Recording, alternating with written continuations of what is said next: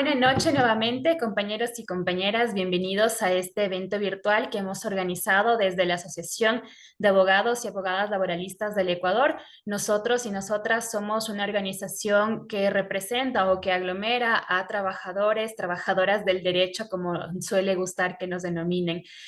Somos abogados y abogadas con perspectiva de clase, que por supuesto abogamos por la justicia social, por los derechos laborales para las personas trabajadoras y para sus organizaciones sindicales.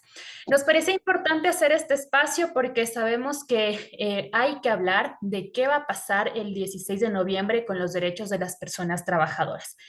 Es decir, va a haber, por lo tanto, una afectación a varios derechos, pero nos gustaría iniciar con ustedes un diálogo sobre muy concreto qué podría pasar con los derechos de las personas trabajadoras.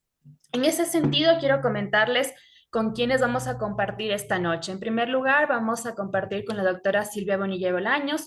Ella nos hablará sobre cómo este proceso constituyente es un proceso impulsado por las élites de nuestro país.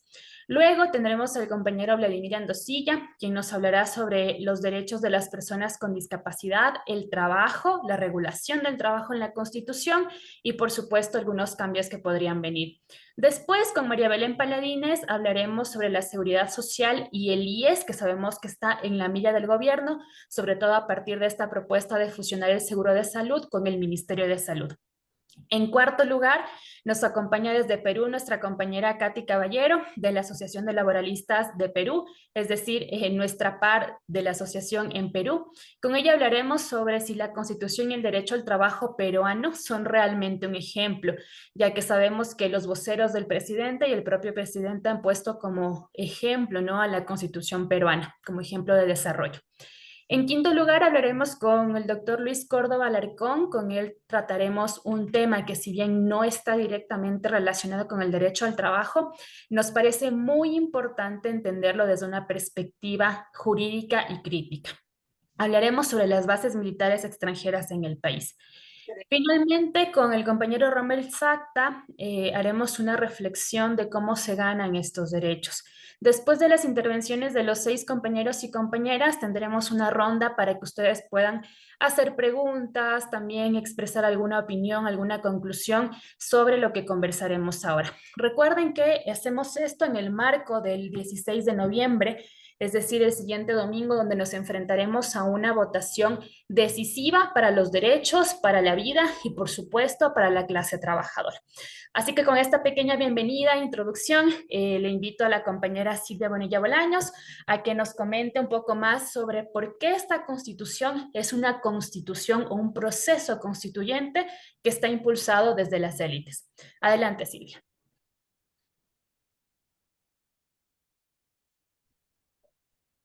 Gracias, Angie, y quisiera aprovechar también el espacio para hacerlo más bien como introductorio a esta jornada que vamos a tener en la noche. Y efectivamente, la consulta convocada para el 16 de noviembre, que es en muy pocos días, coloca al Ecuador frente a la posible activación de un proceso constituyente, pero es en un momento especialmente crítico, ¿sí?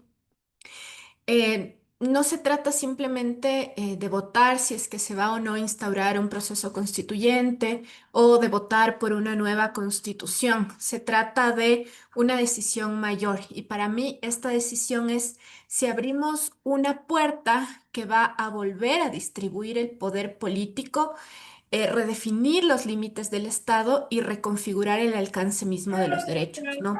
Es decir, no estamos discutiendo solo el contenido de una constitución, sino un modelo de Estado o un modelo constitucional distinto. Entonces, la pregunta central, y es un poco la respuesta que tiene el título de mi intervención, es cómo, quiénes impulsan este proceso y hacia dónde nos podría conducir. Lo que sostenemos es que esta propuesta de una asamblea constituyente o de una nueva constitución se presenta al menos en el discurso como una promesa de renovación y que en realidad es un escenario de contrarreforma. Es decir, esta proceso constituyente es en sí mismo un dispositivo que está impulsado desde las élites que en este momento están gobernando para nuevamente recentralizar el poder en estos espacios económicos, desmantelar las garantías constitucionales y retroceder en el marco de los derechos, ¿no? Y un marco de derechos que no ha sido construido únicamente desde 2008 con la última constitución, sino que viene como de procesos de construcción anterior, ¿no?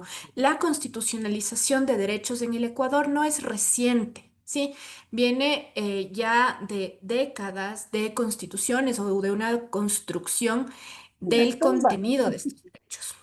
Entonces, me parece que en primer lugar conviene situar el contexto ecuatoriano. El contexto ecuatoriano evidentemente ha sufrido varios procesos constituyentes. De hecho, esta sería, si es que se llegara a al menos instaurar una asamblea constituyente, el proceso número 21 y la propuesta de constitución número 21. ¿Sí?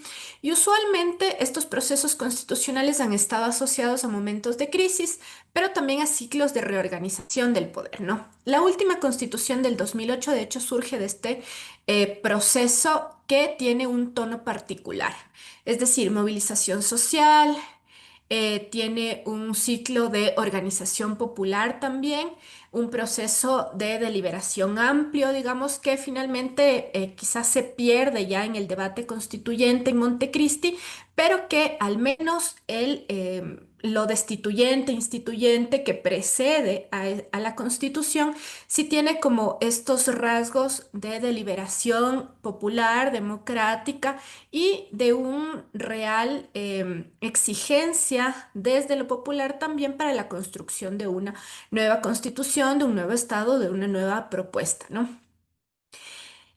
Este proceso de constituyente actual lo estamos viviendo como a la inversa, es decir, quienes están proponiendo en este momento un nuevo proceso constituyente, como decía, son las élites enquistadas en este momento en el aparataje gubernamental del Estado. Y esto lo configura como una constituyente desde las élites. No es un proceso constituyente popular, es una operación evidentemente vertical que está utilizando además las instituciones del Ejecutivo para poder hacerlo y que sin participación previa, sin legitimación, esta idea de refundación, digamos, es vacía, ¿no? La retórica oficial nos habla un poco de modernización, de eficiencia, de simplificación e incluso de terminar con la violencia, etcétera. Sin embargo, estos son conceptos típicos de proyectos que buscan todo lo contrario, es decir, reducir el alcance de los derechos, reducir el Estado, privatizar los servicios públicos y que flexibilizar todas estas obligaciones estatales y desplazar, por lo tanto, también las garantías constitucionales, ¿sí?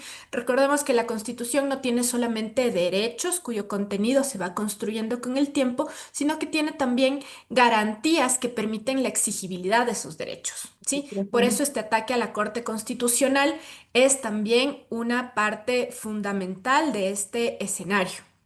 Segundo, la consulta del 16 de noviembre es una consulta que si bien está reglada formalmente en este estatuto, es una consulta que no tiene reglas democráticas. ¿Sí? ¿Qué me refiero con esto? Es que lo que se pide a la ciudadanía es autorizar un proceso constituyente sin conocer mucho cuál es la propuesta desde el gobierno de un nuevo marco constitucional o de un nuevo marco de derechos, ¿sí? Y lo que hemos advertido es un poco esta idea de se estaría entregando un cheque en blanco para que el gobierno haga, deshaga, elimine derechos, reconfigure el Estado sin que haya realmente una postura frontal al respecto, ¿no? Durante estas últimas semanas probablemente hemos visto como algunas cuestiones que nos hacen sentir cómo va a ser este proceso constituyente, qué cosas se van a eliminar, por ejemplo, en materia laboral, pero no hay una postura clara, determinada desde el gobierno de decirnos por dónde van a ir. Tercero, y me parece que esto también es importante, es que la constituyente se presenta como una posibilidad de volver al Estado de Derecho, ¿sí? Y lo que nos han dicho, entre comillas, cito, es que hay que corregir los excesos del constitucionalismo del 2008. Esto en términos jurídicos significa abandonar esta idea del Estado constitucional de derechos y justicia que está en el artículo 1 de la Constitución y regresar a un modelo legalista. Y esto no es menor, porque en un modelo de legalista, la ley que está dictada por estas mayorías coyunturales que terminan siendo los congresos o en nuestro caso la Asamblea nacional, define el alcance de los derechos. Es decir, no hay un marco constitucional que proteja los derechos o incluso ni siquiera sabemos qué va a pasar, por ejemplo, con cuestiones relacionadas a bloque de constitucionalidad, es decir, cuál va a ser la forma de aplicación de los convenios si es que lo que nos están proponiendo es volver a un modelo legalista. ¿Qué significa esto en términos capaz más sencillos? En un Estado constitucional, la Constitución no es un símbolo político. Por eso, de hecho, la Constitución del 2008 deja de ser una constitución política para ser una constitución de derechos. ¿Sí? Pasa a ser una norma, em, se le denomina suprema, pero es una norma que contiene reglas de actuación concretas para el Estado. ¿Sí? No contiene solamente la estructura del Estado, la forma de organización del Estado, sino que contiene derechos, ¿sí? Y estos derechos son aquellos que terminan sí limitando al Estado, pero limita el poder del Estado, ¿sí? Esas limitaciones de las que nos hablan un poco desde el gobierno, efectivamente existen, son limitaciones del poder, limitaciones de la arbitrariedad y que en términos también constitucionales orienta cuál va a ser la interpretación jurídica de las normas. Es decir, por eso hablamos de normas inconstitucionales, por ejemplo. Sí, en un Estado constitucional de derechos, la Constitución y los derechos siempre van a estar por encima de la ley. Y eso es lo que protege a las personas frente a estas decisiones arbitrarias de un Estado. Por el contrario, en un Estado legalista, la ley sustituye a la Constitución como parámetro y reduce la exigibilidad o el alcance de los derechos. Es decir, ¿cómo podríamos hablar de una norma inconstitucional si es que estamos viviendo en un Estado legalista? ¿Sí? ¿Cómo podríamos hablar de derechos reconocidos en la Constitución en un Estado legalista? Entonces, esto significa, evidentemente, volver hacia atrás, ¿sí? A un momento en el que el Estado de Derecho no es necesariamente garantista de derechos, ¿no?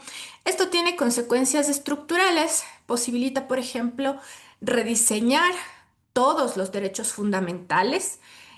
¿Y cuál es la línea? Va a ser hacia el recorte de estos derechos, incluyendo qué derechos, por ejemplo, colectivos, de la naturaleza, derechos indígenas, derechos laborales o derechos de grupos históricamente discriminados. Segundo, también podría debilitar el control constitucional.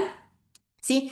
Eliminar las garantías, decía, por ejemplo, la acción de protección o garantías normativas que significan poner los derechos por sobre la ley otra vez. Reducir garantías judiciales, no judiciales, transformar la idea de la participación ciudadana incluso y reordenar organismos de control y justicia constitucional para subordinarlos a la ley. ¿Sí? Ya se ha dicho, por ejemplo, se pretende eliminar la Corte Constitucional, convertir una sala en la Corte Nacional, que no sabemos cómo va a funcionar. ¿Ya? Entonces, en este discurso de una constitución, nuevamente entre comillas, lo que nos han dicho es más breve, más moderna, más eficiente, con un número mínimo de artículos, lo que oculta es algo esencial, y es que tener una constitución mínima significa menos derechos y menos garantías. Eliminar principios en materia laboral, por ejemplo, como el principio pro persona, el principio pro operario, la progresividad, la no regresividad de derechos, que primen los convenios internacionales o las obligaciones internacionales en materia de derechos humanos. Y esto tiene una consecuencia y es que reduce la capacidad de las personas para reclamar el cumplimiento de los derechos. Y por último, en cuanto a escenarios futuros, la disputa de fondo entonces está entre dos modelos de Estado. Uno constitucional, garantista de derechos, u otro legalista y restringido de derechos. Evidentemente, si gana el sí, Ecuador entraría en un proceso constituyente sin límites, con una correlación de fuerzas desfavorables del campo popular y con riesgos evidentes de recentralización autoritaria. Sí, y si gana el no, que es la postura que evidentemente es la que garantizaría derechos, si bien no resolvería muchas de las crisis actuales, pero podríamos evitar abrir este espacio constituyente sin garantías, sin reglas o sin participación del campo popular. ¿Sí? Si bien se mantendría la estructura de este Estado constitucional, eso no significa que pretendamos ser conservadores, por ejemplo, porque evidentemente lo que nos ofrece la Constitución es un marco de protección de derechos en el que la capacidad de las y los trabajadores, en nuestro caso, tiene que ser seguir dotándole de contenido esos derechos. Es decir, mantener la Constitución nunca va a ser suficiente, ¿sí? El no lo que nos permite es mantener esa discusión política en un campo democrático, ¿sí?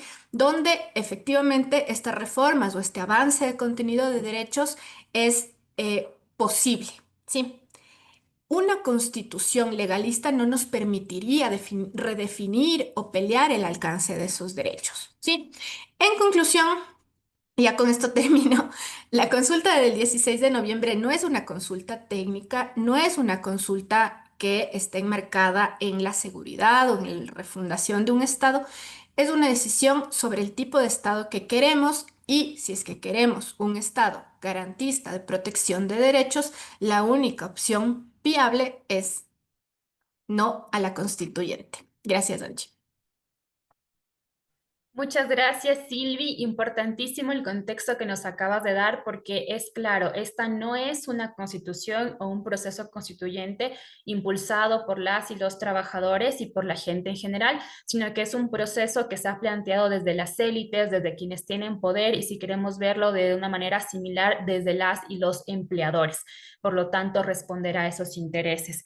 Queremos avanzar un poco con Vladimir porque queremos entender también qué es lo que significa esto aplicado a los derechos de las personas trabajadoras, pero también aplicado a los derechos de las personas con discapacidad y otros grupos vulnerables. Así que vamos contigo, Vladimir. Adelante. Gracias, Angie. Gracias por que encuentran conectados en esta mesa redonda. Un eh, famoso dirigente de la Fernandín Lasalle señalaba de que las constituciones son los factores, las constituciones tienen como elemento principal los factores reales de poder. Cada constitución expresa las las correlaciones de fuerzas políticas, las condiciones económicas de un momento histórico determinado. Y lo que ocurrió en la Constitución del 2007-2008 fue eso. Fue un movimiento social oponiéndose al neoliberalismo, luchando por la educación social, que en el caso de las personas con discapacidad obligó a que el Estado ecuatoriano en el 2000 de derechos humanos de las personas con discapacidad, un movimiento de trabajadores eléctricos que luchaban por la soberanía, por la defensa de los sectores indígenas, un magisterio que se encontraba movilizado por sus derechos. Esas casillas reales, Vladimir, parece que se está cortando tu señal. Tal vez puedes ajustarlo o quizá funcione mejor si apagas la cámara. a ver, voy a tratar de ajustarle a la señal. Dale. Ya,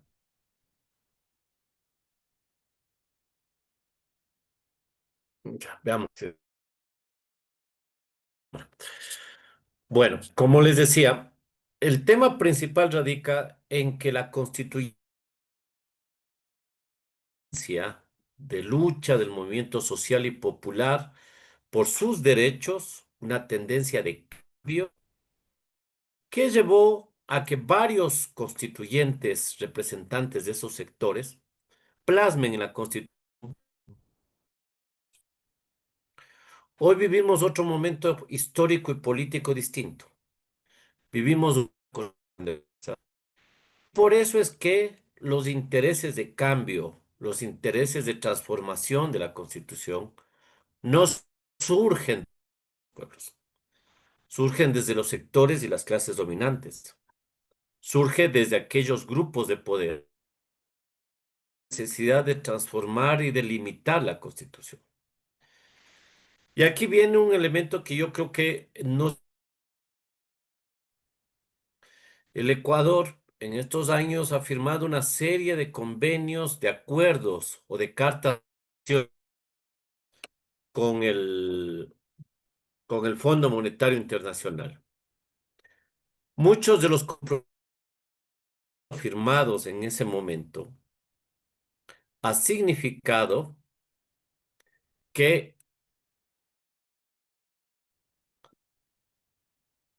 de realizar reformas legales y muchos de los cuales también constitucionales. Uno de los famosos compromisos que el Ecuador ha tenido internacional, por ejemplo, es la eliminación de las exenciones fiscales ineficientes. Exenciones fiscales ineficientes.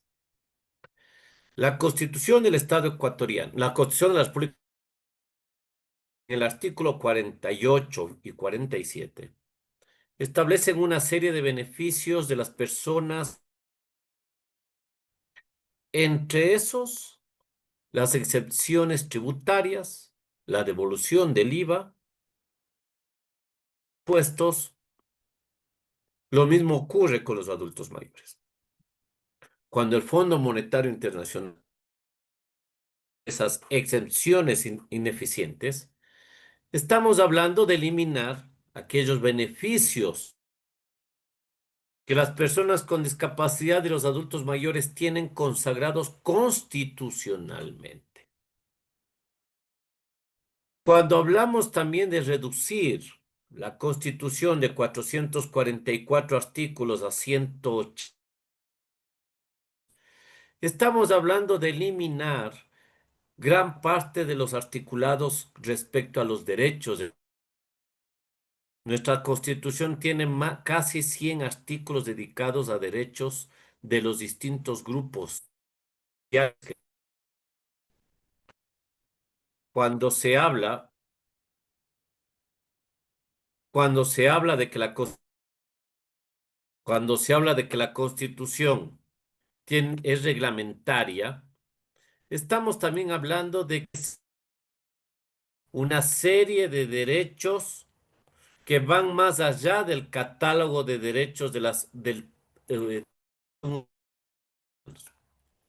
por ejemplo, el famoso artículo 50 que da los derechos a las personas catastróficas.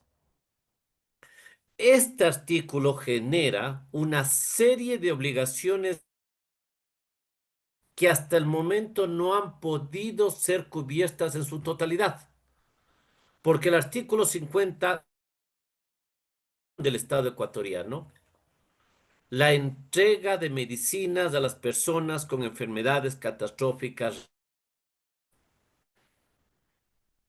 Y esto es una deuda pendiente del Estado ecuatoriano, miles de ecuatorianos y ecuatorianas, quienes han tenido incluso que presentar acciones de protección para consumos médicos. Entonces, cuando hablamos de una reforma que viene desde las élites, cuando hablamos de una realizar la economía, cuando hablamos de una reforma que apunta a cambiar la concepción y la estructura de la Constitución del 2008, estamos hablando indudablemente en la necesidad de restringir esa Constitución. La Constitución ecuatoriana establece, por ejemplo, la estabilidad de fuerzas en estado de gestación y en el periodo de lactancia. Es la Constitución la que establece ese derecho de la estabilidad reforzada. Es la las personas con discapacidad. Es la Constitución la que establece casos de violencia intrafamiliar y violencia sexual por jueces y unidades judiciales especializadas. Es la Constitución la que establece. Entonces, cuando hablamos de que se piensa reducir de 444 artículos a 180, hablamos a afectar a todos estos derechos que los sectores sociales y populares han alcanzado. Y es una posición, porque cuando defendemos a los trabajadores, cuando defendemos a las personas con discapacidad, cuando defendemos con enfermedades catastróficas, significa que uno tiene que tomar una posición frente a la dignidad respecto a quién está en los sectores. Tomar una posición respecto a eso significa hoy votar, significa hoy tomar una posición en defensa no de una constituyente de un partido político, significa tomar una posición para defender a tal o cual político, significa tomar una posición en defensa de los derechos y los anhelos de los pueblos y trabajadores del Ecuador que lucharon en el 2008 para que esos derechos. Hasta ahí, Angie y compañeros y compañeras. Muchas gracias, Vladimir. Te pudimos escuchar, creo que la mayor parte, pero sí hay un problema con tu conexión que esperamos se pueda solucionar pronto.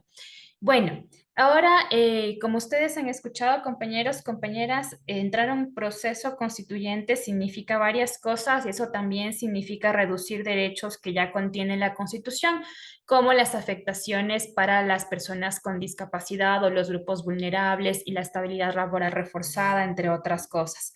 Ahora quiero pasar con mi compañera María Belén Paladines, porque una de estas cosas que también se pueden afectar en un proceso constituyente construido desde las élites de nuestro país es la seguridad social y de una manera mucho más concreta el seguro de salud del IES. Así que adelante, Mavi.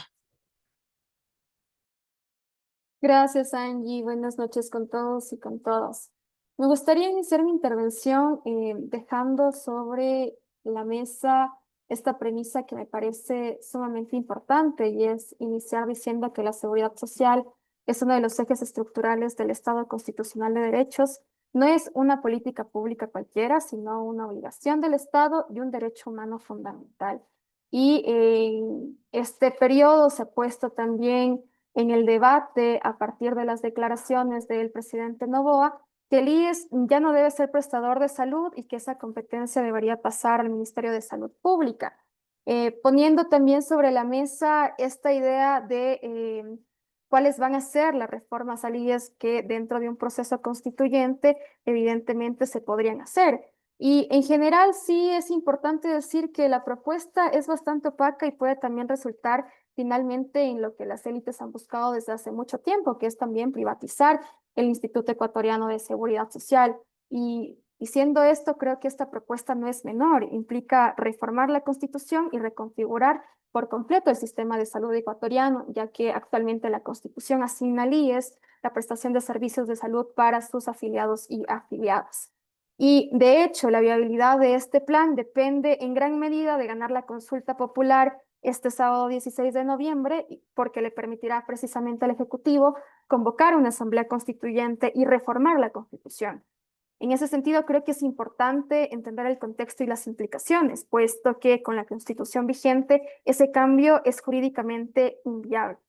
Y creo que sí es importante debatir y cuestionar inicialmente esta confusión también que se ha ido generando en torno a la seguridad social y preguntarnos también qué es la seguridad social. Como les dije en un inicio, ante todo es un derecho humano fundamental y su finalidad es proteger a todas las personas frente a distintas contingencias de la vida que afectan los ingresos o el bienestar mismo de las personas, tales como enfermedades, incapacidades, invalidez, vejez, muerte, entre otras.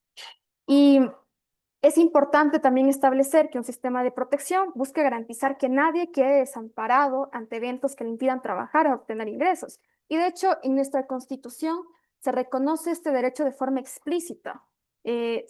Dentro de la Constitución, cito, menciona claramente que la seguridad social es irrenunciable y será deber y responsabilidad primordial del Estado. Y también se rige por varios principios, entre ellos la solidaridad, obligatoriedad, universalidad, entre otros. Y el Estado tiene la obligación de garantizar el goce efectivo de la seguridad social de sus habitantes sin discriminación. Dicho de otro modo, el Estado es el garante de la seguridad social y debe asegurar que este derecho se cumpla plenamente para todas las personas. En el Ecuador, cuando hablamos del sistema de seguridad social de manera amplia, podemos distinguir dos subsistemas, un sistema asistencial y un sistema contributivo. Lo que se quiere reformar en este momento es el sistema contributivo y inicialmente quisiera también hablar de qué es este sistema asistencial.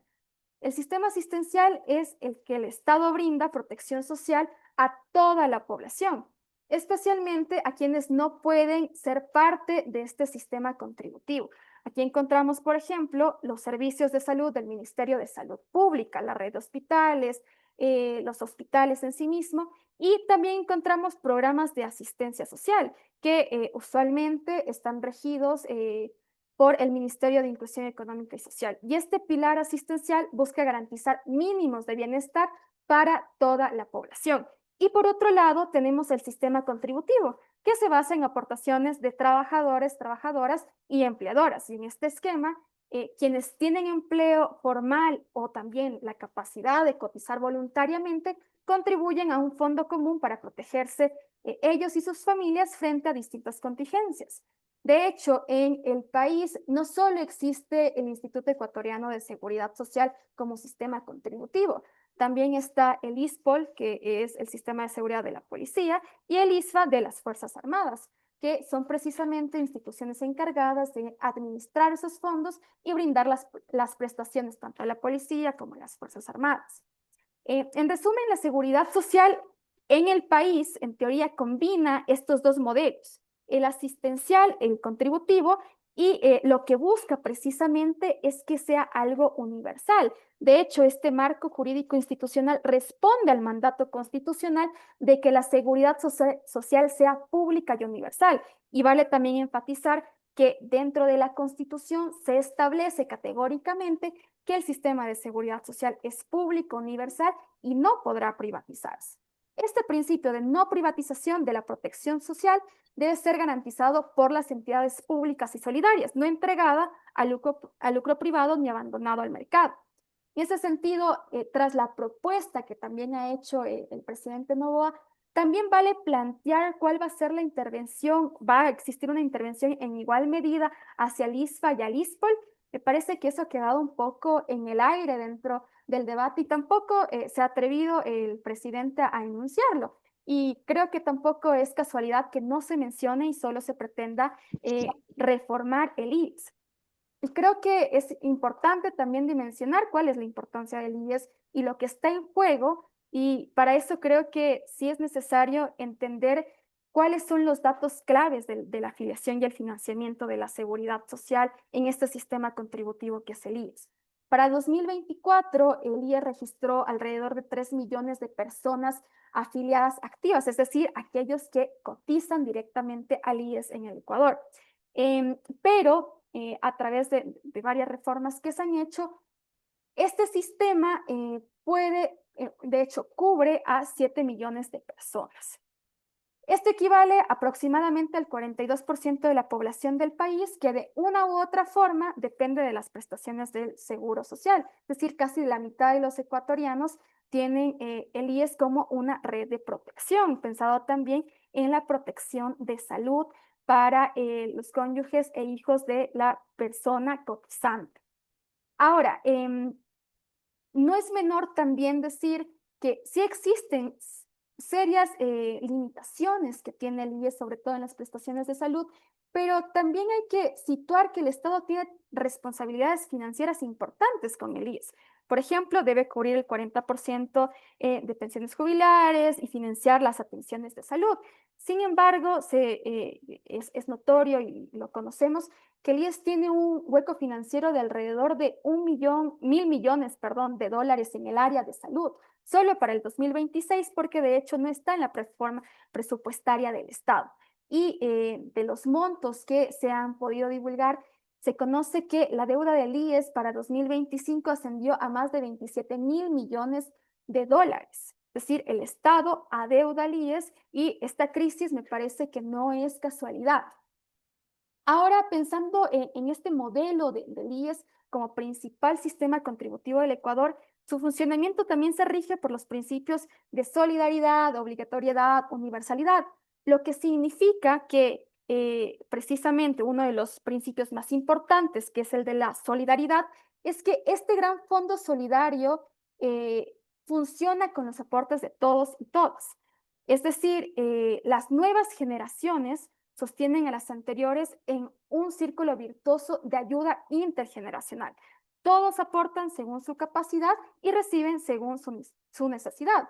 Y es importante aclarar que el IES no solo brinda el servicio de salud, porque en el imaginario colectivo también se asocia el IES como únicamente hospitales, citas médicas, pero el Seguro Social también cubre diversas contingencias como enfermedad, maternidad, riesgos de trabajo, etcétera. Y ya como para ir también cerrando un poco, en un escenario de una eventual fusión o traspaso de la red de salud del IES al Ministerio de Salud, la realidad operativa y financiera pinta un cuadro bastante preocupante, porque actualmente el Ministerio de Salud Pública ya opera con serias limitaciones. Algunos reportes oficiales incluso han citado que el Ministerio de Salud Pública sufre desabastecimiento de medicamentos de alrededor del 50%. Es decir, que más de la mitad de algunos hospitales, más de la mitad no tienen las medicinas para tratar a las personas que utilizan el sistema público. Y sin duda alguna esto es preocupante porque en la práctica esta idea que tiene el gobierno de fusionar estos dos sistemas sería fusionar dos redes deficientes que pueden crear una mega red deficiente, lo cual no tendría mayor sentido. Inevitablemente, en este escenario, solo quienes puedan pagar seguros de salud privados tendrían garantías precisamente de una atención ágil, provocando en ese sentido un auge de los seguros privados y ahondando aún más en la desigualdad social en la que vivimos. Y es evidente esta estrategia también de desmantelar el IES que provee a los asegurados para diluirlo en un ministerio que hoy por hoy tampoco da abasto. Quizás ya para ir un poco cerrando, sí es importante establecer que, ya lo han dicho ya los colegas que me antecedieron, que la seguridad, que es importante situar cuál va a ser nuestra respuesta también en miras de la consulta popular del 16 de noviembre. Es indispensable defender la seguridad social pública y en concreto frente a la consulta popular planteada por el gobierno que busca habilitar una constituyente, es fundamental votar no. Esto representaría poner un alto a estas reformas que no son debatidas ni propuestas también desde los trabajadores y trabajadoras que accedemos a esta protección social. Hasta aquí mi intervención. Gracias. Muchas gracias, Mabe. Creo que lo último es central, ¿no? Nosotros como trabajadores, trabajadoras y aportantes al IES, sabemos que el IES nos pertenece y en ningún momento se nos ha consultado qué queremos hacer con el IES, a pesar de que es nuestro dinero literalmente. Y claro, en pensando en la privatización que esta fusión del seguro de salud con el Ministerio de Salud podría traer, sabemos que muchos voceros del gobierno, como Mario Cubi, como Alberto Acosta, el malo, no el otro. Y otros voceros del gobierno, incluido Henry Cucalón, han dicho que el modelo que esperamos ver es el modelo peruano, porque en Perú lo que prima es el sector privado y en última y casi inexistente instancia está el sector público. Y en esa medida, la salud también entraría a una suerte de competencia de los sectores privados durante quien podría acceder es quien efectivamente tiene recursos y quien no tiene recursos tendría un derecho mucho más reducido. Sumándole a eso todo lo que significa tener un seguro privado que no te cubre lo mismo que te cubre el IES. Y por eso nos acompaña también nuestra colega Katy Caballero. Katy, si estás por ahí, te invito a que prendas tu cámara. Primero agradecerte por conectarte a este espacio virtual que hemos organizado desde la ALE, ya casi con 80 personas conectadas. Y bueno, tú que estás en Perú, por supuesto, que además eres abogada laboralista ya, nos gustaría conocer qué hay de cierto en todo lo que dice el gobierno respecto de que Perú puede ser nuestro referente, no solo en privatización, el derecho al trabajo, sino también en bases militares. Así que adelante, Katy. Muy buenas noches con todos. Muchas gracias, Andy. Muchas gracias por la invitación. Bueno, yo voy a hacer una breve exposición respecto a la experiencia de nuestro país en torno a la reforma constitucional que se dio, bueno, no reforma, sino cambio constitucional que se dio justamente auspiciado por los gobiernos, por el gobierno de derecha en ese momento, gobierno kirchnerista. Y es curioso me resulta curioso escuchar que bueno, desde Ecuador hay una posición donde les pone a la Constitución del año 93 de Perú como modelo, ¿no? Es interesante porque en realidad primero se tiene que conocer un poquito el contexto, cómo fue aprobada esta Constitución del año 93, que es la que se encuentra vigente hasta la actualidad en nuestro país. La Constitución del año 1993 se aprobó luego de un golpe, luego de un autogolpe, ¿no? Que dio el propio presidente Fujimori, que fue en el año 1992. Él fue elegido en el año 90 y en ese momento estaba vigente la Constitución del año 1979, que fue producto de una asamblea constituyente y demás.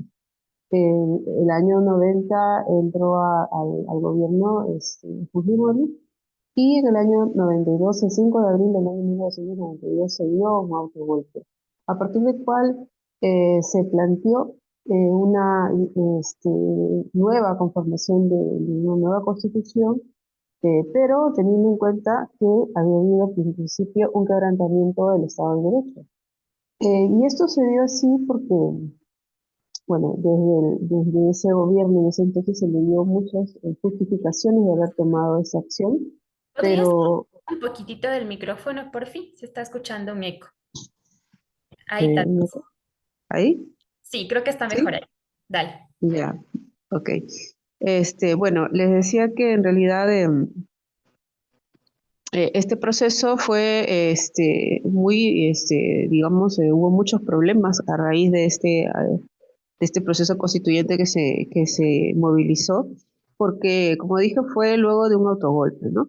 Lo que pasa es que en nuestro país fue uno de los que, a partir de este autogolpe de Estado que se dio y luego la aprobación de la Constitución del 93, se estableció, pues, o se instauró una serie de reformas neoliberales, ¿no? Recordemos que fue en el año 92, estábamos justo después de la caída, ¿no? Unos años luego de la caída del muro de Berlín, con lo cual, pues, digamos, fomento, ¿no? De las ideas neoliberales estaba justamente en auge, ¿no? Y Sudamérica fue, pues, uno de los lugares donde se implantó estos cambios, ¿no? Entonces, el Perú fue uno de los países que, digamos, aplicó a rajatabla estas reformas neoliberales, empezando por el quebrantamiento del Estado de Derecho con el autogolpe del año 1992, bajo el cual se auspició, pues, la aprobación de la nueva Constitución,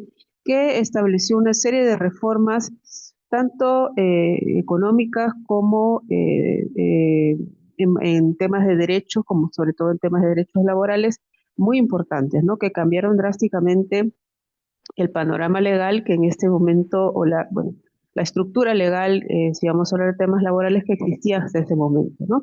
Entonces, actualmente ya estamos más de 30 años con esta constitución que no ha podido ser cambiada. Ha habido algunos ajustes que se han hecho, pero desde el lado de, no desde una perspectiva en favor del pueblo, sino todo lo contrario, ¿no?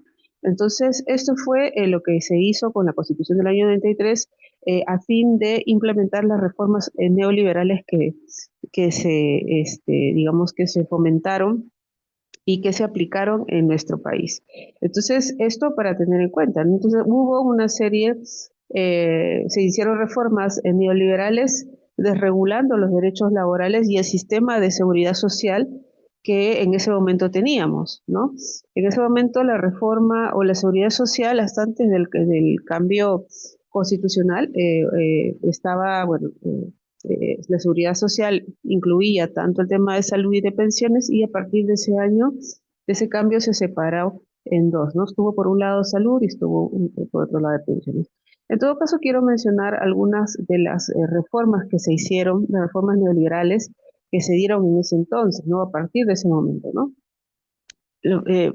Para empezar, la reducción de la participación estatal en la gestión de los servicios públicos, ¿no? Privatizando muchas de las empresas estatales que existían en ese entonces, ¿no? Por ejemplo, el caso digamos, de la compra de la empresa de telefonía en ese momento en ciernes en nuestro país por el grupo Telefónica, la compra de la empresa Repsol de la refinería de La Pampilla, ¿no? Que es del petróleo, que antes era de Petroperú, y bueno, la incorporación de las empresas privadas en la gestión de salud y las pensiones, ¿no? Entonces, esto fue sumamente fuerte. ¿Por qué? Porque fue la mercantilización del derecho a la salud y la mercantilización del derecho a las pensiones, ¿no? Entonces se incorporaron entidades privadas que a gestionar supuestamente estos beneficios o estos derechos que antes eran totalmente garantizados por el Estado.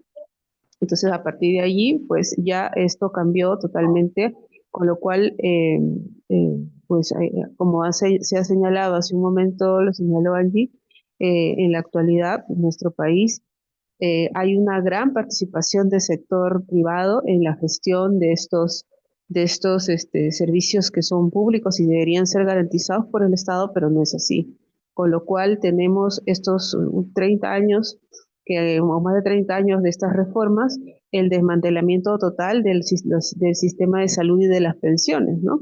Al punto que, recordemos, en la época de la pandemia, en nuestro país fue uno de los países con mayor impacto de fallecimientos, digamos, considerando el total número de habitantes y demás, pero en esa proporción fue donde hubo mayor número de personas fallecidas como consecuencia del COVID-19. Y esto no fue por otra cosa, sino fue por la falta de atención y de acceso al servicio de salud, ¿no? Entonces, fueron más o menos 350.000 peruanos aproximadamente y peruanos y peruanas que fallecieron en estas condiciones y ni siquiera en ese momento el Estado, el gobierno de ese entonces pudo intervenir al sistema privado para para poder utilizar sus recursos y atender a la gente, ¿no? Fue una situación muy tremenda, no voy a, digamos, porque es para hablar mucho más, pero fue muy terrible lo que pasó en nuestro país y lamentablemente hasta el momento nadie ha pagado por esa situación, ¿no? Por lo que pasó, ninguna empresa me refiero, nadie. Luego con el tema del seguro de salud, perdón, del seguro de pensiones es otro problema, porque con respecto a ello, en nuestro país tenemos que existe pues las AFP se ingresaron fuertemente, ¿no? Las administración privada, o el sistema privado de pensiones, y que hizo pues que actualmente pues prácticamente el tema de las pensiones está absolutamente colapsado. Se ha permitido el retiro indiscriminado de dinero de las arcas digamos, de lo que es para las pensiones, y resulta ciertamente un misterio saber cómo las personas de acá a unos años van a financiar sus pensiones si todo el tiempo se ha permitido que retiren la totalidad de lo que han aportado. Entonces, en realidad es una situación bastante crítica, ¿no? Y es el resultado justamente de estas, digamos, políticas neoliberales de privatización de los servicios públicos, tanto en este caso que comentó de salud y de pensiones. Luego también se dio la liberalización del comercio y favorecimiento de inversiones privadas, muchísimos, ¿no? Para lo cual se redujeron los impuestos en las inversiones, se pidieron de manera masiva normas de fomento a las inversiones privadas con, digamos, beneficios tributarios, ¿no? En fin, entonces, y esto fue digamos, una decisión de parte del gobierno, para lo cual también pues implicó, ¿no? Una rebaja de los derechos laborales, un proceso de flexibilización laboral tremenda que tenemos hasta el día de hoy, porque en la reforma laboral que se dio auspiciado con el cambio constitucional no ha sido modificado, digamos, sustancialmente hasta la actualidad, y por lo cual tenemos el sistema de derechos que tenemos, ¿no? Entonces, con respecto al tema laboral, eh, allí pues fue esta modificación que se hizo en derechos laborales, fue en realidad se habló de una flexibilización de los derechos laborales en ese entonces, pero en realidad lo que se dio fue una desregulación, ¿no? De los derechos laborales a través de esta reforma laboral, planteada desde la perspectiva de que los derechos laborales no deben constituirse en obstáculos para la inversión privada, ¿no? Entonces, en esa idea de que se incorporen, pues, y que ingresen al país inversiones privadas de manera masiva, pues se dieron muchísimos beneficios, y ahí estamos hablando de beneficios tributarios para estas empresas, y a su vez se desregula los derechos laborales, ¿no? Entonces, y esto va desde el lado, sobre todo, ahora lo voy a mencionar, en muchos aspectos de las relaciones de trabajo, ¿no? Entonces, la expedición de la Constitución Política del año 1993, que extrañamente se plantea como ejemplo, fue un marco normativo que sostuvo las múltiples reformas que se dieron respecto a los derechos laborales, ¿no? Una clara reducción cuantitativa, digamos, de los derechos que estaban consagrados en ella, ¿no?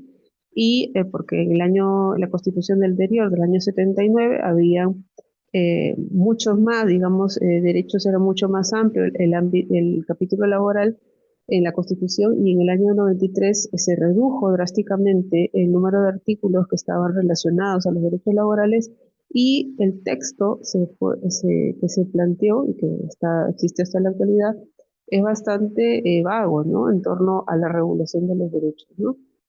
Como por ejemplo, ¿no? El artículo 27 de nuestra Constitución, que habla sobre la protección del despido arbitrario, habla de manera muy genérica sobre cómo se va a proteger a los trabajadores frente al despido arbitrario, ¿no?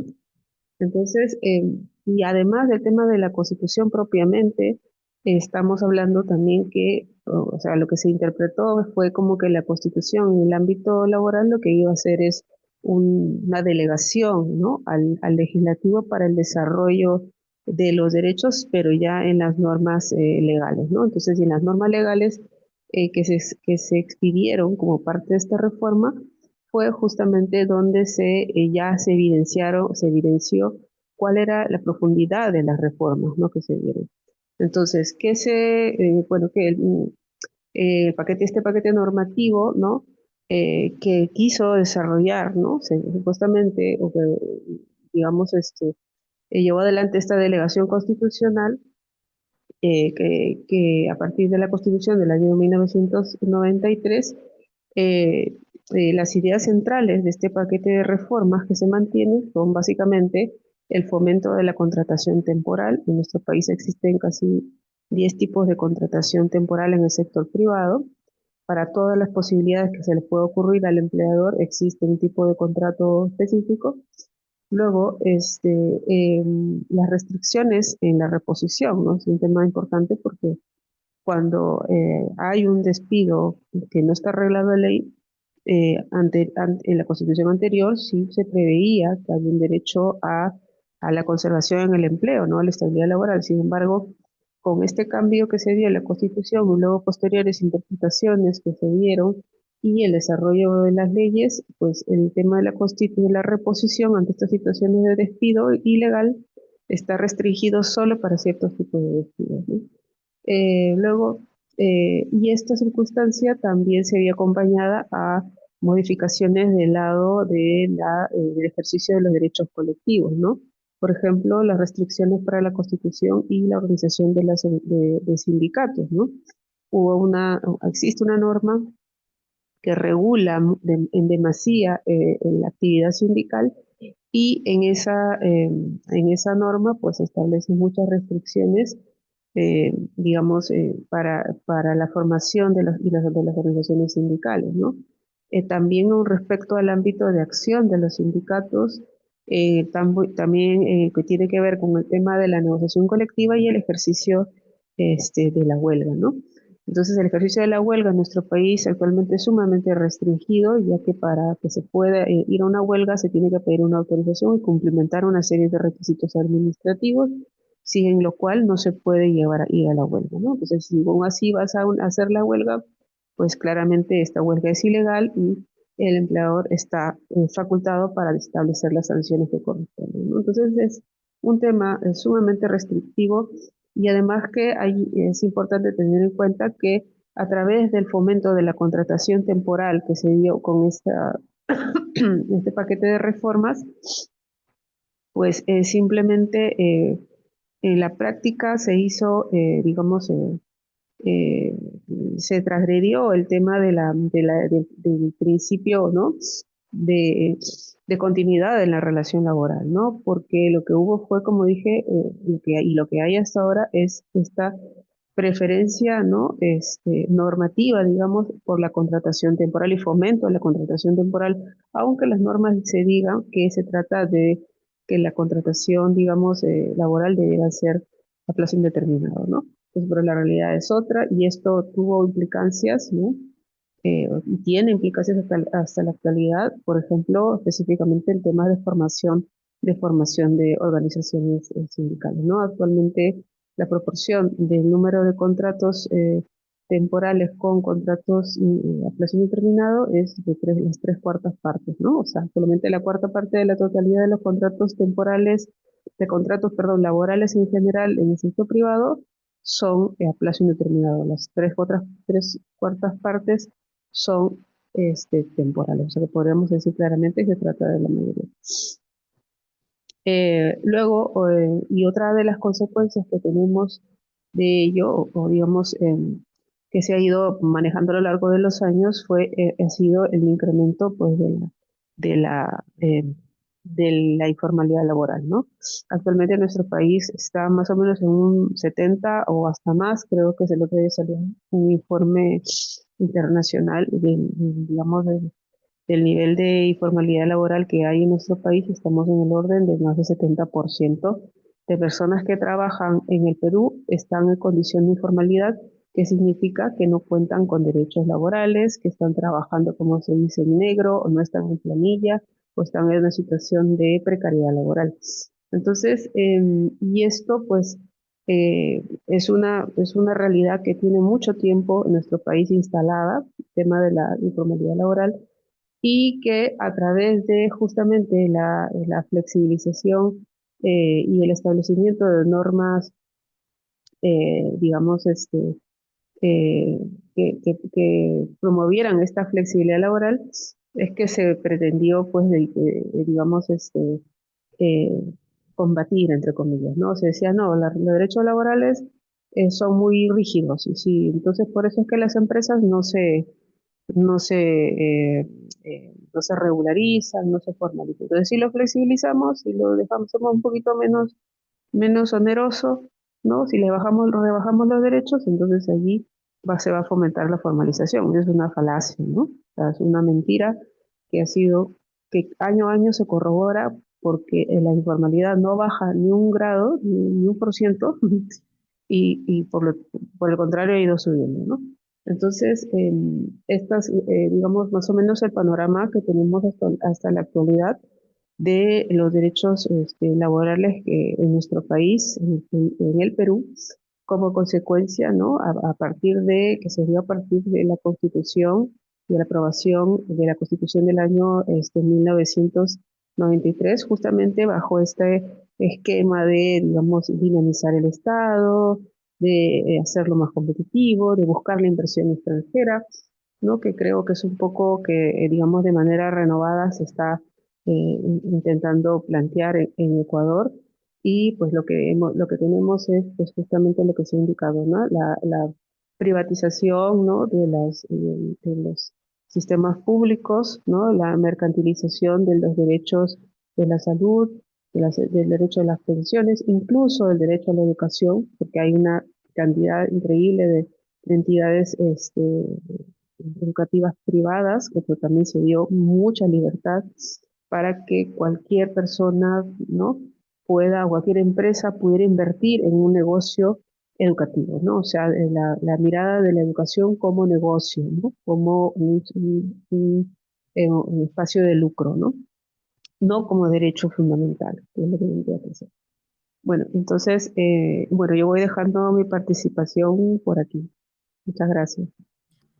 Gracias, Katy. La verdad es que me asusté mucho con todo lo que acabaste de decir. Ponerlo en blanco y negro es mucho más duro de lo que nos imaginábamos. Recuerden que Katy es nuestra compañera abogada laboralista de Perú y nos ha explicado si es que la Constitución del Perú es o no es un ejemplo, tal como lo ha dicho el presidente y sus propios voceros. Nos ha dicho que es una constitución neoliberal, que llevan 30 años con ella, compañeros y compañeras, y que es una constitución mínima como la que pretende el gobierno. Dicen bajar de 444 artículos a 180, y es una constitución que no garantiza derechos, sino que al contrario permite que a través de la ley nos quiten los derechos. Así que nuevamente gracias, Katy, y creo que después de escucharte es aún mucho más grande la responsabilidad que vamos a tener el 16 de noviembre. Ahora queremos pasar con Luis Córdoba, que ya nos está acompañando. Muchísimas gracias, Luis. Yo creo que muchos de ustedes le conocen. Luis maneja un tema súper importante relacionado con seguridad, así que queremos hablar contigo sobre qué mismo con las bases militares extranjeras. Esto es algo positivo para el Ecuador. También se nos dice que Perú tiene, que le va de maravilla. Igual luego Katy también podrá decirnos un poco sobre eso. Y mientras tanto, yo también les invito a interactuar en el chat, a que sigan poniendo sus reacciones, sus inquietudes. Después de Luis iremos con Rommel y habrá un espacio para mayor discusión. Así que adelante, Luis. Muchas gracias. Muy buenas noches con todas y con todos por darse el tiempo de escucharnos y de participar acá también para dialogar. Y gracias a la invitación que me han hecho para conversar sobre esto, voy a ser muy puntual y tratar de contestar, digamos, las inquietudes en torno a lo que plantea el referendo de esta elección del 16 de noviembre. Se nos consulta sobre la posibilidad o no de autorizar la presencia de bases militares extranjeras o de instalaciones extranjeras con propósitos militares, reformando lo que ya dice la Constitución, que habla de una prohibición de esa posibilidad. Entonces, en torno a eso, yo diría que hay dos preguntas que intentaré contestar muy rápidamente. La primera, si Ecuador necesita de bases militares extranjeras o de bases extranjeras con propósitos militares para resolver su grave crisis de inseguridad. La respuesta rotunda y contundente es que claramente no las necesita. Las razones son las siguientes. En primer lugar, porque si bien para combatir un fenómeno tan complejo como las redes de crimen organizado transnacional, resulta lógico que busquemos la cooperación internacional para hacerle frente, no hay que olvidar que cooperación internacional, sobre todo en materia de seguridad, significa coordinar políticas para generar beneficios recíprocos entre los estados cooperantes. Es decir, cooperación internacional no significa sustituir lo que haga un país extranjero por lo que no está haciendo el gobierno del país local.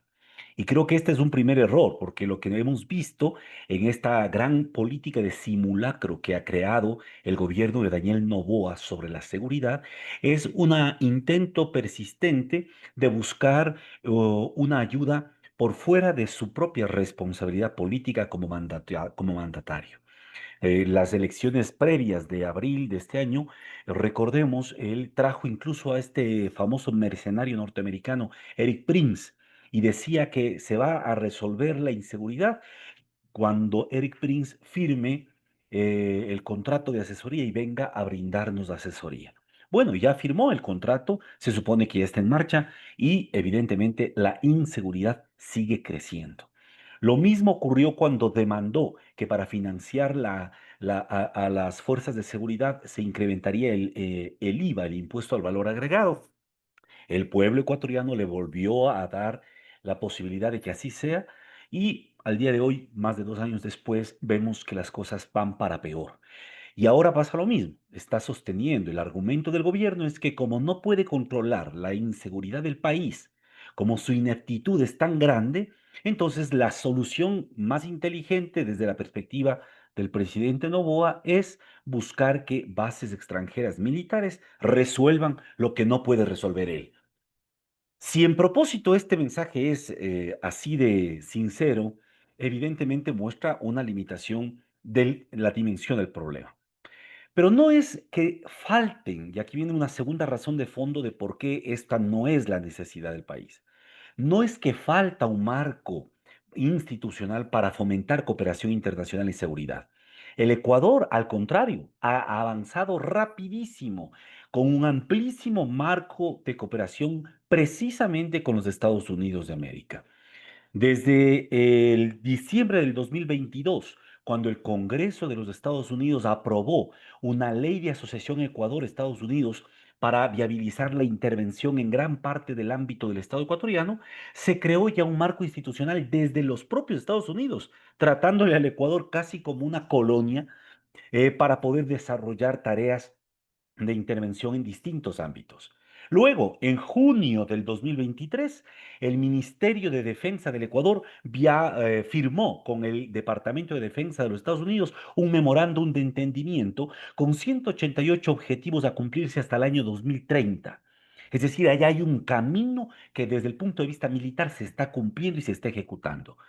Un mes más tarde, el propio gobierno de Guillermo Lasso, a través de su canciller, suscribió el famoso Estatuto de las Fuerzas, que crea un marco regulatorio de excepción para el personal militar civil del Pentágono y para los contratistas del Pentágono, de tal manera que puedan desplazarse en el Ecuador de manera absolutamente libre. Eso está vigente. Y además, al mes siguiente, en el mes de septiembre del año 2023, el mismo gobierno de Guillermo Lasso firmó lo que se conoce como el Acuerdo de Navegantes para realizar tareas de interdicción a nivel del espacio marítimo ecuatoriano entre agencias federales norteamericanas y agencias de seguridad ecuatorianas. Estos acuerdos fueron ratificados por Daniel Noboa en febrero del 2024, un mes más tarde de haber declarado el conflicto armado interno en el Ecuador. Por lo tanto, ¿qué significa estos acuerdos? Que hoy por hoy, en este mismo momento, el Ecuador ya cuenta con todos los documentos formales para que agencias norteamericanas y para que las propias Fuerzas Armadas de los Estados Unidos operen en territorio ecuatoriano. Esto es gravísimo, pero esto es lo que es fundamental entenderlo para desmontar esta gran patraña que construye el gobierno diciéndole, embaucándole a la población cuando le dice que con las bases militares que van a llegar se va a resolver la inseguridad. No es cierto. Lo que existe es una falta de gestión pública en materia de seguridad y en otros ámbitos también. Lo que existe es una falta de estrategias claras sobre cómo enfrentar el problema de la inseguridad y lo que existe sobre todas las cosas es una falta de voluntad política para resolver la violencia en el Ecuador. ¿Por qué? Porque si se resolviera la violencia en el Ecuador, no habría justificación para tener un escenario de guerra, para haber activado el estado de guerra que le sirve al gobierno para avanzar en una política económica de un modelo extractivista cada vez más violento y cada vez más autoritario. Sin un escenario de violencia criminal como el que vive el país, no habría pretexto para que las Fuerzas Armadas ocupen el espacio público, neutralizando la capacidad de la sociedad civil para organizarse, manifestarse y protestar cuando así lo crea conveniente. De tal manera que la justificación para traer instalaciones extranjeras o bases militares extranjeras se cae por todos los elementos que el propio gobierno ha dado sobre lo que está pasando en materia de seguridad. Cierro entonces con la última pregunta. Si es que es así, si es que no necesitamos de bases extranjeras para resolver la inseguridad, pero sí de cooperación internacional, ¿por qué entonces el gobierno persiste en esta pregunta del referendo? ¿Por qué persistir en reformar la Constitución para autorizar bases extranjeras? Y ahí me parece que hay al menos 4 razones de peso. La primera, que resume lo que he dicho, porque el gobierno ha montado una política del simulacro para gestionar la seguridad. No es una política de seguridad, es una política que simula una agenda en materia de seguridad. Desde la invención del Plan Fénix, que fue invisible hasta el día de hoy, hasta las famosas ayudas de los mercenarios con Eric Prince. La segunda razón, que es tal vez la más importante, es porque hay una exigencia del Pentágono a través del Comando Sur. El Pentágono administra a través de 7 grandes comandos su influencia a nivel mundial, pero en todo lo que es América Latina, en el hemisferio occidental, opera el Comando Sur de los Estados Unidos de América. Y a través del Comando Sur hay una agenda de seguridad muy claramente establecida, en donde las Islas Galápagos juegan un punto nodal para garantizarle al ejército de los Estados Unidos un área de seguridad marítima ante una posible confrontación armada con China. Todos sabemos que hay una pugnacidad entre China y Estados Unidos y esa tensión geopolítica para los militares que están en ambas potencias podría en cualquier momento desencadenar en un escenario de guerra si es que resultan algunas hipótesis que se tienen sobre la mesa de ese tablero estratégico. Si es que así fuese, Estados Unidos tiene clarísimo interés en posicionar sus buques de guerra, así como sus aviones y sus drones, en las Islas Galápagos y en torno a las Islas Galápagos. Por eso no fue casualidad cuando el presidente Noboa, como diciendo cualquier cosa, anunció la posible instalación de una base en Baltra. Y después se desdijo, después él mismo se echó para atrás cuando vio que el mero anuncio comenzó a afectar la posibilidad de un triunfo en esa pregunta del referéndum. De tal manera que cierro diciendo, ahí hay 2 razones adicionales. La tercera razón de por qué persiste en esta posibilidad es porque Ecuador, gracias al gobierno de Noboa, Lasso, fundamentalmente, ya se ha convertido en un estado cliente del complejo industrial armamentístico de los Estados Unidos. Recientes publicaciones en la revista Plan B demuestran cómo más de 100 millones de dólares en contratos hechos por el Ministerio de Defensa apuntan a un entramado de empresas vinculadas con domiciliadas en Miami. Y la última razón es evidentemente porque estamos ante un gobierno que por su propia naturaleza oligárquica tiene un espíritu vasallo ante quien ha sido históricamente la potencia regional, que en este caso es Estados Unidos. Espero que con eso haber brindado pues algunas luces sobre esta pregunta del referendo. Gracias, allí también. Gracias, Luis. La verdad es que sí, un montón de luces. Sobre todo me quedó sonando un montón esto que tú dices de que el estado de seguridad del país se utiliza como excusa realmente para implantar un proyecto político neoliberal en línea de lo que ya nos planteaba Katy, ¿no? De la desregulación del Estado, implantar privatizaciones, inversión extranjera y todo lo que eso significa. Entonces, ahí mucha atención, compañeros y compañeras, porque sí sabemos que tenemos un problema de seguridad grave, pero no se está haciendo nada para atacar la seguridad. Al contrario, se lo está utilizando como excusa. Uno, para fidelizar el patio trasero de los Estados Unidos y dos, también para implantar un modelo neoliberal. Ahora vamos a pasar con nuestro compañero Rommel Sacta. Él tiene ahora una tarea importantísima porque después de escuchar todo esto, todo lo que podría pasar el 16 de noviembre, de aprobarse un nuevo proceso constituyente, ¿qué va a pasar con nuestros derechos, no? ¿Y cómo será que podemos volver a estos derechos? Así que adelante, Rommel. Hola Angie, compañeros, compañeras, muy buenas noches. Bueno, seré muy sucinto por el tema del tiempo, que estamos bastante avanzados.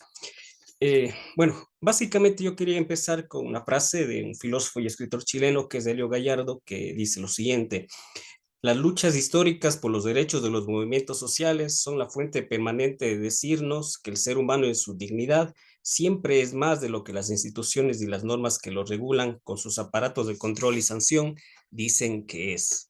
Y en este sentido, a mí me parece que dentro de los abogados, dentro de la academia, dentro del debate que se está dando, sí nos falta un poco visualizar cuál es la historia, cómo se construyeron los derechos que constan precisamente en los textos constitucionales. Y en este sentido, de forma muy sucinta, nosotros vemos, por ejemplo, que tenemos unos primeros derechos, que son los derechos a la defensiva, que se dice, los derechos que surgieron para combatir el poder absoluto.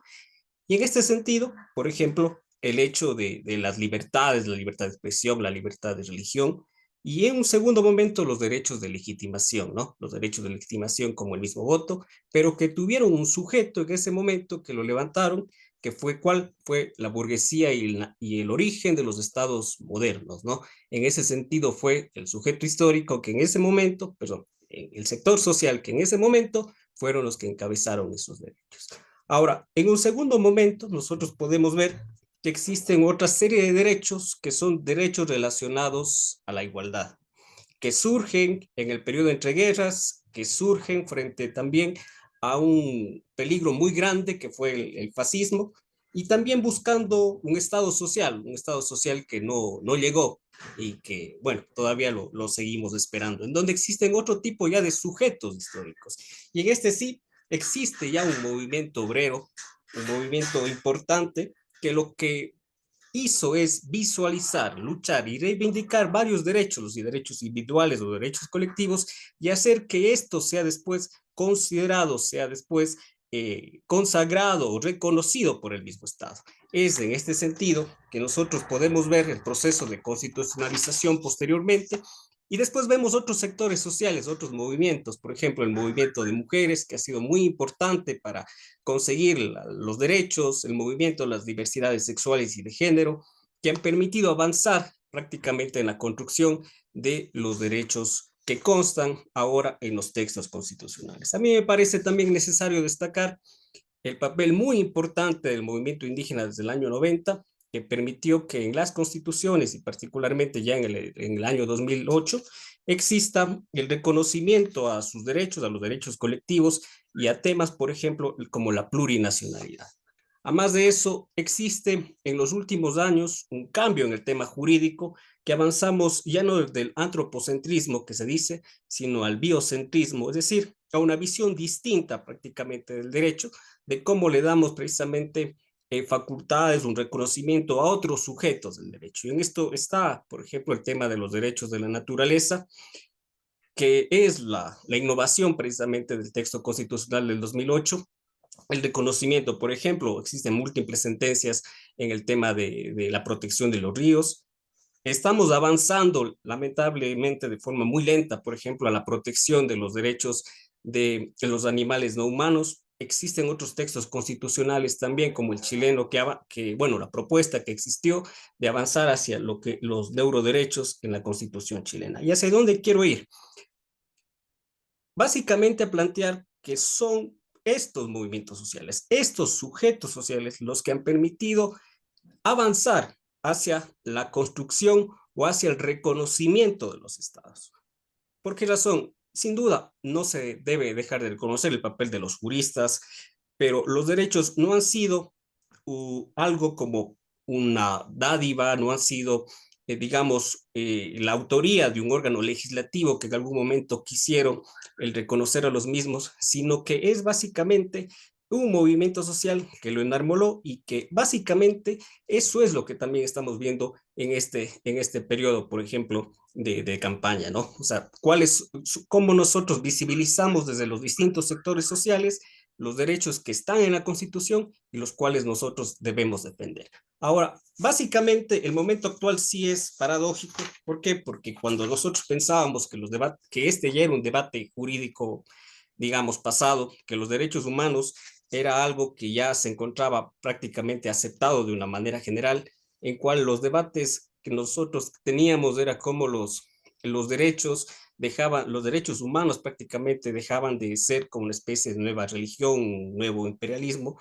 Nos enfrentamos a posturas ideológicas que sin duda se ríen de los derechos humanos, que hablan inclusive de la ideología de los derechos humanos o de retirar este reconocimiento a a un cierto sector de la población y a retroceder en los mismos. Como una conclusión a la que quiero llegar, básicamente es el hecho de que independientemente de lo que pase el día domingo, el próximo domingo, serán los movimientos sociales los que en su devenir, en su construcción, en su visibilización de las luchas, sea el que marque el hecho que estos derechos consten o no posteriormente en el texto constitucional. Pues claro que sería positivo que obviamente sea rechazada esta propuesta, pero es necesario, sin duda, el cómo construir un tejido social y en ese sentido, como abogados laboralistas, reconocernos como eso, como parte de este movimiento social, que fue el que construyó precisamente la serie de derechos y garantías que constan en nuestros textos constitucionales. Yo creo que por temas de tiempo,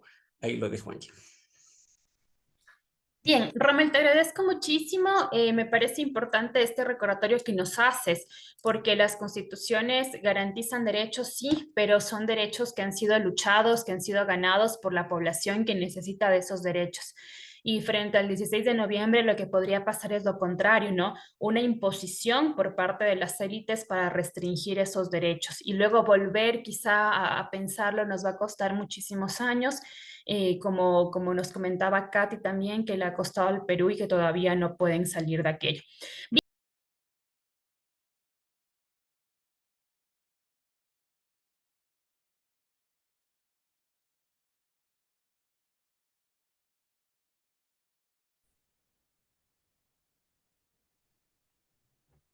Bien,